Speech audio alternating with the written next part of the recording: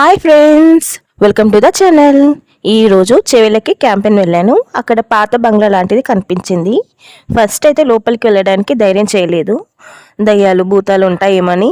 ఆ తర్వాత అక్కడ ఉన్న షాప్ వాళ్ళని అడిగితే అప్పటి దొరల ఇల్లు అన్నారు, లోపల పెద్ద మనుషులు ఉంటారన్నారు. సో వెళ్ళాము.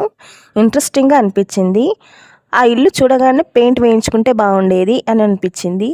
ఆ తర్వాత లోపల నుండి ఒక బామ్మ వచ్చి వాటర్ తాగుతారా, టీ, జ్యూస్, మజ్జిగ లాంటిది ఏదైనా తాగుతారా అని అడిగింది. మాకు చైర్స్ వేసి చాలాసేపు మాట్లాడింది. వాళ్ళు దొరలని, అప్పటి భూములు పేదవాళ్ళకి పంచారని, ఇప్పుడు ఎన్నో కోట్లకి పోతున్నాయి భూములని అప్పుడు వాళ్ళకి తెలియదని చెప్పింది. హోమ్ టూర్ చేసింది. ఆ ఇంట్లో ఎవరు ఉండరని, అందరూ కొత్త ఇంట్లో ఉంటున్నారని చెప్పింది.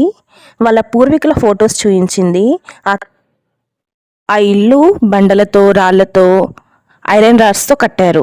ఫిలిమ్స్ షూటింగ్స్ కూడా ఆ ఇంట్లో అప్పుడప్పుడు జరుగుతాయని చెప్పింది.